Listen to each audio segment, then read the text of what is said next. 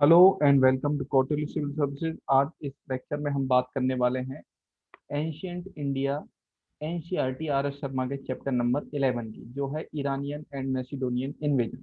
तो पिछले चैप्टर में हमने बात कर ली थी महाजनपद के बारे में। तो आपने लास्ट तक देख लिया था कि जो मगध एम्पायर है, मगध का जो महाजनपद है, वो अपने आप में बहुत मजबूत महाजनपद बन चुका है, क्योंकि उसने कई सारे और भी महाजनपद को अपने आप में मिला लिया है। बहुत ज्यादा रिसोर्सेज हैं उसके पास, आयरन है और युद्ध लड़ने की नई नई तकनीकें हैं। ठीक है, तो ये अपने आप में बहुत मजबूत एम्पायर है। लेकिन जो नॉर्थ वेस्ट में जो हमारे महाजनपद हैं, कंबोज है ना, गांधार है, या फिर हस्तिनापुर भी कह सकते हैं आप, है ना, सौरसेन है, मत्स्य है, ये सब अपने आप में अभी भी अलग है। ये मगध का पार्ट नहीं है और ना ही आपस में कोई एक बड़ा ये महाजनपद बनाने को तैयार है, कोई एम्पायर बनाने को तैयार है। एक ही एम्पायर है, मगध। तो ये जब जब आप बटे हुए हो तो बाहर के लोगों के लिए आक्रमण करना बहुत आसान हो जाता है। तो यही हुआ कि अब इन्वेजन के लिए रास्ता खुला हुआ है। सबसे पहला, भारत बहुत ज्यादा रिसोर्सफुल कंट्री है उस समय पर, है ना, और बाहर के जो लोग हैं वो निगाह से देख रहे हैं कि हमें रिसोर्सेज मिलेंगे अगर हम इंडिया पर आक्रमण करें। तो यहीं से रूट खुल जाता है इन्वेजन का। तो पहले जो इन्वेजन होते हैं, सबसे पहला इन्वेजन होता है ईरानियन इन्वेजन। ईरान का एक राजा डेरियस, वो आक्रमण करता है और नॉर्थ वेस्टर्न इंडिया में पहली बार 516 बीसी में आक्रमण करता है और पंजाब को अपने आप में एनेक्स कर लेता है। भारत का एक बहुत छोटा सा ही पार्ट वो एनेक्स कर पाता है, वो भी बहुत थोड़े समय के लिए। तो जो ये पंजाब का जो हिस्सा जो उसने एनेक्स किया है अपने अंपायर में, वो है सिंधु नदी के वेस्ट वाला इलाका। कब? 516 बीसी।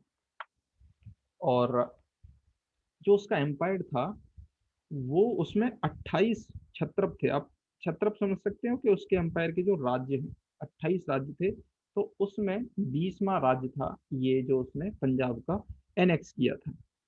और ये बहुत ही ज्यादा प्रॉस्परस राज्य था, क्योंकि यहाँ की मिट्टी बहुत उपजाऊ, यहाँ फसल होती थी। और ये कहा जाता है कि जो उसके राज्य की जितना भी रेवेन्यू था, जितनी आमदनी थी, उसकी एक तिहाई केवल और केवल पंजाब से आती थी। जबकि उसके राज्य में, उसके एम्पायर में 28 राज्य थे और अकेला एक राज्य एक तिहाई रेवेन्यू दे रहा था। तो आप समझ सकते हैं कि कितना रिसोर्सफुल ये स्टेट उसके लिए रहा। तो ये पहला आक्रमण। और ये बहुत उपजाऊ जमीन, ये भी हमने देख लिया। इसके अलावा इसका जो अगला राजा था, इसका यानी जो सक्सेसर था डेरियस का, वो था जगसीस। और जगसीस ने क्या किया कि जो इंडियन थे उनको अपनी सेना में भी भर्ती किया। और जब वो ग्रीक से लड़ाई लड़ने गया, ग्रीक्स, ग्रीक सबसे बड़ा ग्रीक, अगर कोई राजा जो नाम याद आता है एलेक्जेंडर, तो आप उसी से समझ जाएं ग्रीक्स कौन थे। तो ग्रीक्स के खिलाफ हमेशा लड़ाई होती रहती थी ईरानियन एम्पायर की। और उसमें जक्सीज ने इंडियंस को अपनी सेना में भर्ती किया। तो ये आप समझ सकते हैं कि ये पूरा दौर कौन सा वाला दौर चल रहा है। ये दौर चल रहा है लगभग और लगभग जबकि महात्मा बुद्ध भी उस समय पर जीवित हैं। तो महात्मा बुद्ध की जो बर्थ कही जाती है वो कही जाती है 563 बीसी की, और जो डेथ कही जाती है वो 483 बीसी की। तो उसी के बीच में ये सब कुछ चल रहा है। 516 में पहला आक्रमण हुआ है। और इन आक्रमण की वजह से हुआ क्या? इन आक्रमण की वजह से हुआ ये कि लगभग 200 वर्षों तक इंडिया और ईरान ये आपस में कांटेक्ट में रहे। क्यों? क्योंकि लगभग 516 में पंजाब पर कब्जा कर लिया डेरियस ने। और जब तक एलेक्जेंडर ने भारत पर आक्रमण नहीं कर दिया, तब तक हिंदुस्तान ईरानियन एम्पायर का पार्ट बना रहा। क्योंकि ईरानियन एम्पायर को फाइनली किसने खत्म किया? एलेक्जेंडर ने। ग्रीक ने कब्जा कर लिया ईरानियन एम्पायर पे, तब जाकर फिर एलेक्जेंडर ने यहाँ पर कब्जा किया। यानी कि जो पंजाब और ये पूरा जो इलाका था फिर वो अलेक्जेंडर के कब्जे में आया, हालांकि वो बहुत थोड़े समय के लिए, क्योंकि फिर तुरंत अलेक्जेंडर के जाने के बाद मौर्यन एम्पायर ने वहां पर अपना राज्य स्थापित कर लिया। और इसके अलावा क्या, तो ट्रेड एंड कॉमर्स शुरू हो गया, क्योंकि 200 वर्षों तक लगातार आप कांटेक्ट में रहोगे तब बहुत सारी चीजें शुरू हो जाती हैं आपस में कांटेक्ट, तो वो ट्रेड एंड कॉमर्स शुरू हो गया इंडो और ईरानियन एम्पायर के बीच में। इसके अलावा खरोष्टी लिपि, जो कि अशोक ने बहुत ज्यादा इस्तेमाल की, वो कहाँ से आई है, वो ईरान की ही देन है। खरोष्टी लिपि जो कि राइट से लेफ्ट की ओर लिखी जाती है, ऐसे लिखी जाती है, ऐसे हम तो लिखते हैं लेफ्ट टू राइट, और खरोष्टी लिपि लिखी जाती है राइट टू लेफ्ट। अरेबिक भी ऐसे ही लिखी जाती है, राइट टू लेफ्ट। तो ईरानियन इन्फ्लुएंस में देखें तो और क्या क्या इन्फ्लुएंस है, बहुत बड़े बड़े इन्फ्लुएंस है। पहला, अशोकन इंस्क्रिप्शन में हमें कई जगह दिखाई देता है, जो अशोक के प्रियम्बल हैं, अशोक के जितने भी इंस्क्रिप्शन है उसमें एक प्रियम्बल लिखा होता है, तो वो प्रियम्बल में कई सारे वर्ड आपको मिलेंगे ईरानियन भाषा के, है ना। तो ईरान का सबसे पहला इन्फ्लुएंस तो यही है। इसके अलावा जो मौर्यन बहुत सारी स्कल्पचर हैं, जैसे आप देखेंगे एक बेल शेप्ड कैपिटल, यानी इस तरीके की आकृति बहुत दिखाई देती है, मतलब घंटी नुमा आप ऐसे समझ सकते हैं। अ, ऐसी कुछ आप एक शेप दिखाई देती है मौर्यन के बनाए हुए स्कल्पचर में, तो ये भी बताया जाता है कि ईरानियन स्कल्पचर की ही देन है। तो बाद में अलेक्जेंडर ने, यानी ग्रीक्स ने खत्म कर दिया ईरानियन एम्पायर को, और ये कहा जाता है कि ईरानियन के थ्रू ही ग्रीक्स को पता लगा था इंडिया के बारे में। अलेक्जेंडर का मोटिव था कि मैं ईरानियन एम्पायर को खत्म कर दूं। फिर जब वो ईरान पे कब्जा कर लिया तो उसे वहां से पता लगा कि इंडिया भी कोई जगह है और बहुत ही प्रॉस्परस जगह है। तो एक हेरोडोटस नाम का हिस्टोरियन है, जिसे फादर ऑफ हिस्ट्री भी कहा जाता है, उसने इंडिया के बारे में बहुत ज्यादा प्रशंसा में लिखा है। बाकी भी ग्रीक राइटर हैं जिन्होंने लिखा है, और लैंड ऑफ वेल्थ कहा है बार बार। तो वहां से उसको उत्सुकता जगी, और वैसे भी जो अलेक्जेंडर था वो चाहता था नई नई ज्योग्राफीज को खोजना, और इसीलिए वो अपने ग्रीक से ईस्ट वार्ड जहां तक हो सके ईस्ट में जाता जा रहा था। तो ईस्ट में, ईरान के ईस्ट में जाओगे तो फिर इंडिया आएगा, तो इसीलिए वो इंडिया में आया। तो फिर होता है अलेक्जेंडर का इन्वेजन। तो क्या हो रहा था, जैसा मैंने बताया, ग्रीक और ईरानियन आपस में लड़ाइयाँ लड़ रहे थे for the supremacy of the world. जैसे आज देखा जाए तो यूएस और चाइना लड़ रहे हैं, या फिर रशिया लड़ रहे हैं, तो उस समय पर जो लड़ाई थी वो थी ईरान और ग्रीक्स के बीच में। लेकिन finally Alexander of Macedonia, Macedonia एक छोटा सा राज्य था देखा जाए तो, जो ग्रीक्स के अंदर एक छोटा सा राज्य था मैसिडोनिया, जिसका कोई बहुत ज्यादा वजूद नहीं था, लेकिन अलेक्जेंडर ने उसे नई ऊंचाइयों तक पहुंचाया। तो इन्होंने अलेक्जेंडर ने पूरे ग्रीक एम्पायर को एक कर दिया, और फिर ईरानियन एम्पायर को भी खत्म कर दिया, जो कि हमेशा लड़ाई चली आ रही थी पुरानी, वो किसने खत्म करी, अलेक्जेंडर। और केवल एशिया माइनर को ही कब्जा नहीं किया, पूरा इराक और पूरा ईरान पूरा कब्जा कर लिया। एशिया माइनर बोले तो आज का टर्की आप समझ सकते हो, है ना। तब इसे एशिया माइनर कहा जाता था। ये देखिए आप, एशिया माइनर, ये जो पोर्शन है, और ये पूरा टर्की भी नहीं है, ये वाला जो पोर्शन है यही एशिया माइनर है। ऊपर इसके ब्लैक सी, नीचे मेडिटेरेनियन सी। और अलेक्जेंडर ने ये सुना था कि कैस्पियन सी के बराबर में, कैस्पियन सी के अगर ईस्ट में मैं जाऊंगा तो वहाँ इंडिया है। हालांकि वो गलत था, उस समय पर ज्योग्राफी का इतना विकास नहीं था, लेकिन उसे ये लगता था कि मैं ईस्टवर्ड जाता जाऊंगा, कैस्पियन सी के और ईस्ट में जाऊंगा तो इंडिया है, लेकिन ऐसा है नहीं, एक्चुअली वहाँ रशिया है।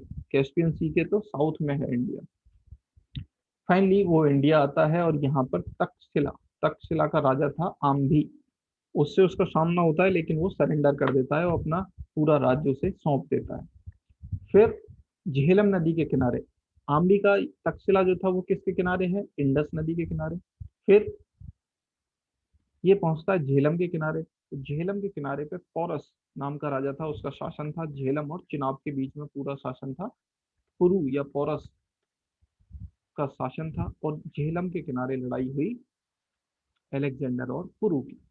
हालांकि पुरु हार गया, अलेक्जेंडर जीत गया, लेकिन अलेक्जेंडर को पुरु की बहादुरी पर बड़ा गर्व हुआ, बड़ा अच्छा लगा उसे देख के कि किसी ने मेरे साथ इतने अच्छे से लड़ाई लड़ी है। तो फाइनली उसने पुरु का राज्य उसे वापस लौटा दिया, दोनों में दोस्ती हुई। और फिर जो है खैबर पास से होता हुआ 326 बीसी में वो इंडिया में आया था। ये खैबर पास से आया था। आपको पता है कि जितने भी आक्रमण होते थे खैबर पास से ही होते थे, जो कि आज अफगानिस्तान और पाकिस्तान के बॉर्डर पर है। तो ये आपको सन याद रहना चाहिए। 326 बीसी में आक्रमण किया अलेक्जेंडर ने। ये देखिए अलेक्जेंडर का जो पूरा एम्पायर है। तो अलेक्जेंडर ने शुरुआत यहाँ से की थी, ये है मैसिडोनिया। और यहाँ छोटे से मैसिडोनिया से फिर इसने ये शासन शुरू किया। और ये पूरा ईरानियन एम्पायर था उस समय पर, और ईरानियन एम्पायर को पूरा कब्जे में किया। और फिर फाइनली इंडिया तक ये पहुंचा। ये आप देख रहे हैं, ये हालांकि क्लियर नहीं है, अर्मेनिया लिखा हुआ है, इसको अर्मेनियन एम्पायर बोला जाता था, है ना। ईरान का जो ये एम्पायर था इसको अर्मेनियन एम्पायर बोला जाता था। और फाइनली यहाँ तक शासन किया। तो झेलम के किनारे फिर पोरस से लड़ाई हुई। फिर ब्यास नदी आ गई। आपको पता है, अगर ज्योग्राफी में आपने देखा हो, ऊपर इंडस, फिर झेलम, फिर चिनाब, फिर रावी, फिर सतलुज, फिर ब्यास। तो ये यहाँ कौन था? आम्भी। आम्भी ने सरेंडर कर दिया। फिर यहाँ सामना हुआ पुरु के साथ। पुरु हार गया, लेकिन खुश होकर, उसकी बहादुरी देखकर पुरु को उसका राज्य वापस लौटा दिया गया। फिर झेलम पार की, रावी प्यार पार की, सतलुज पार की, फिर ब्यास वो पहुंचा। लेकिन यहाँ पहुंचते पहुंचते उसकी सेना थक चुकी थी। ऑलरेडी लड़ते हुए 10 साल हो गए थे, लोग 10 साल से घर नहीं गए थे, बहुत सारे सैनिकों की जान चली गई थी। यहाँ सेना थक गई और यहाँ पर फिर उसने सेना ने आगे बढ़ने से मना कर दिया।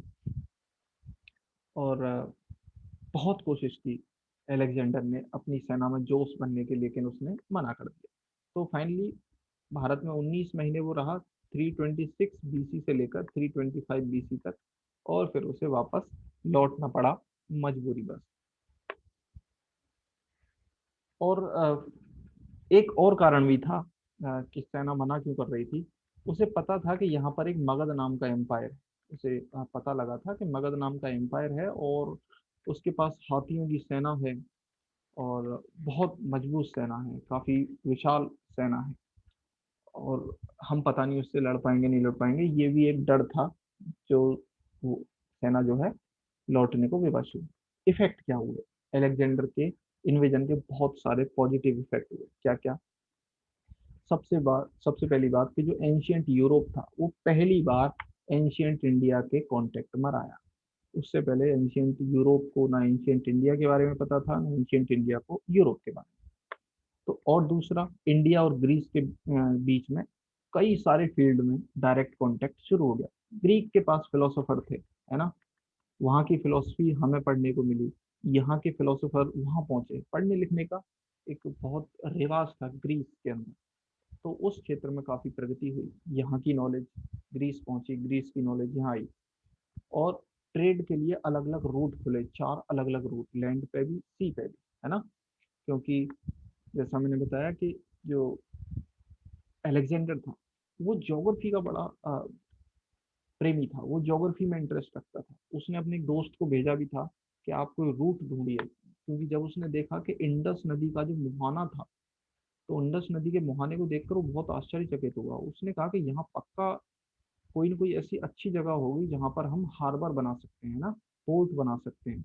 और वहां से अपने यहाँ तक पहुंचने के लिए, जो वहाँ यूफ्रेटस नदी बहती है, यूफ्रेटस नदी तक जाने के लिए कोई रास्ता हम ढूंढ सकते हैं, जिससे कि हम आगे ट्रेड और इन सब में फिर आगे हमारी आसानी हो जाए। तो अपने एक दोस्त को उसने भेजा भी था ये पूरा ट्रेड रूट पता करने के लिए। और अलेक्जेंडर के हिस्टोरियन थे, उन्होंने यहाँ इंडिया की सोशल और इकोनॉमिक कंडीशन, यूरोप की सोशल और इकोनॉमिक कंडीशन के बारे में बहुत कुछ लिखा है, हमें पता लगता है उसके बारे में। उन्होंने सती सिस्टम के बारे में भी लिखा है कि इंडिया में उस समय पर सती सिस्टम चालू था। और sale of girls by poor parents, जो गरीब माँ बाप थे वो अपने लड़कियों को मार्केट में बेचा करते थे। और यहाँ पर ऑक्शन की बहुत अच्छी अच्छी ब्रीड थी, है ना। जो, और कहा यह जाता है कि लगभग 2 लाख के करीब ऑक्स बैल, अच्छी ब्रीड वाले, अलेक्जेंडर ने अपने वहां पर भेजे भी थे। और कुछ शहर भी बसा कर गया, क्योंकि अलेक्जेंडर जहां जहां जीतता जाता था अपने लोगों को वहां बसा दिया करता था। तो एक काबुल में एक शहर बसाया उसने अलेक्जेंड्रिया, झेलम के किनारे उसने एक शहर बसाया बोकेफाला। हालांकि जब बाद में मौर्यन एम्पायर ने यहाँ शासन किया, तो वो शहर हालांकि ज्यों के त्यों रहे, लेकिन वहाँ संख्या कम हो गई ग्रीक लोगों की। थे तब भी, लेकिन संख्या उतनी नहीं रही जितने बसने के समय पर थे। तो जैसा मैंने बताया, एक दोस्त था जिसका नाम था नीरचा, तो उसको उसने भेजा था हार्बर की तलाश करने के लिए। और उसके इन्वेजन की वजह से मौर्यन एम्पायर को एक रास्ता मिल गया एक्सपेंशन का। मौर्यन एम्पायर ने देख लिया कि जो हमारे नॉर्थ वेस्ट के इलाके हैं, कंबोज और जितने भी इलाके हमने नॉर्थ वेस्ट में देखे, कि ये सब आपस में जुड़े हुए नहीं है, गांधार है ना, और हम इन पर आराम से शासन कर पाएंगे। तो मौर्यन एम्पायर को एक अ, कारण मिल गया जीत दर्ज करने का। और चंद्रगुप्त मौर्य ने एलेक्जेंडर की आर्मी का पूरा एक फंक्शनिंग देखी कि किस तरीके से काम करती है। तो वहां से उसे भी प्रेरणा मिली कि कैसे मैं नंद को हराऊं, क्योंकि नंद की जो डायनेस्टी थी, जो सेना थी, वो बहुत मजबूत थी। तो उसको हराने के लिए एलेक्जेंडर की सेना को देखकर चंद्रगुप्त मौर्य को बहुत कुछ प्रेरणा मिली, आइडिया मिली। तो ये था पूरा चैप्टर नंबर 11। उम्मीद है आपको समझ आया होगा। हम पूरी एनसीईआरटी कवर कर रहे हैं, बहुत तेजी के साथ कवर कर रहे हैं, तो आप हमारे चैनल के साथ बने रहिए। Thanks for watching.